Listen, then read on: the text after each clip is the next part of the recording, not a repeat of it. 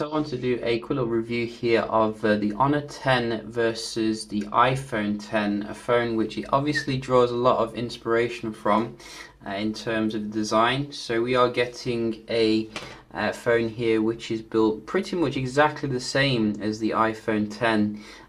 Like if you feel them both in the hand, they actually feel identical. You wouldn't know which one you were holding.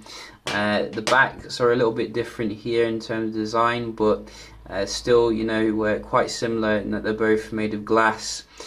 So can you get iPhone 10 experience here on the cheap with the Honor 10? That is a good question.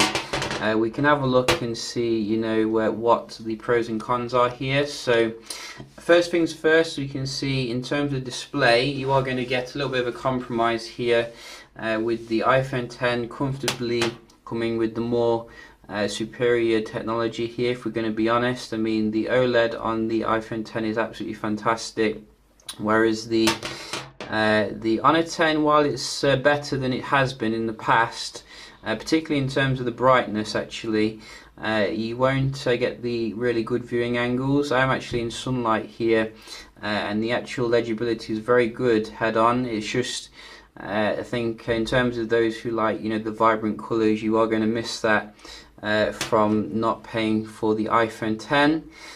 One good thing though about the phone is that the notch isn't quite as hideous as what you get on the iPhone 10. You can see it's actually a lot smaller here, so you get quite a bit more information when you're looking at the information at the top here, like your battery life, etc.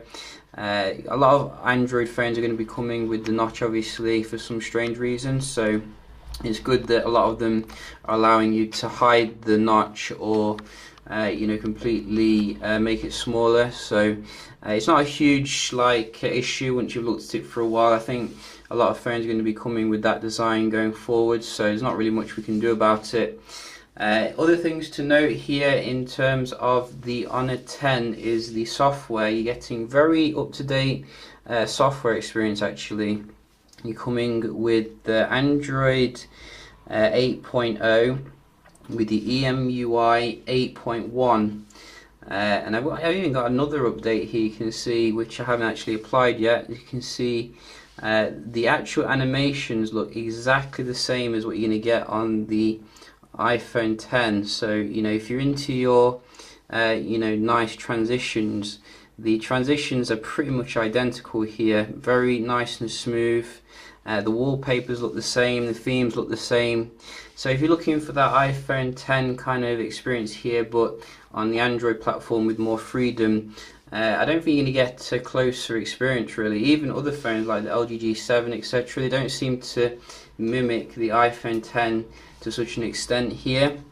So that is something to consider if you're looking for that experience. In terms of the actual spec, it's a Kirin 970. You're not going to get any issues in terms of performance. It's not even really worth talking about performance nowadays, because they're all very good in terms of the day-to-day performance. I've been running some games on it, etc., and it seems to run all the modern ones as good as you'd expect. You're probably not going to get quite the benchmark you're going to get with the iPhone 10, but unless you really care about that, it's not a huge issue. You can get a 6GB RAM model as well if you want the higher end one, but it does cost a little bit more, so do bear that in mind. Another thing I wanted to check was the AI camera, which is another touted feature here of the Honor 10. Some people have been saying that it is like a bit of a game changer, because I think also the P20 Pro has the same kind of technology there. And I can have a look at some of the shots I have taken with it, just to see how the performance is. I've got to say, I think it takes very nice shots in general, but I think the reduced price that you're paying for the Honor 10 does show some lack of, shall we say, realistic shots compared to the iPhone 10. I think the actual AI mode is more of a kind of like saturation mode. It seems to make more of a HDR effect on some of the photos, so a little bit glorified HDR mode if you ask me, but still very vibrant, colourful shots and stuff. The other area which I think they should improve is actually the video recording, which is still a little bit janky on the Honor phones compared to what you get with flagship phones. But they seem to have improved the low light capability, which is good. You're going to get some nice clear photos coming out of the Honor 10 in that regard. So it's a good camera. Again, you know, I'd say it's comparable with what you'd call a budget flagship, but it's not going to get you the same level of quality experience you're going to get with the real stuff here, but you're going to have to pay for that, obviously. And that is what I think really in terms of the camera.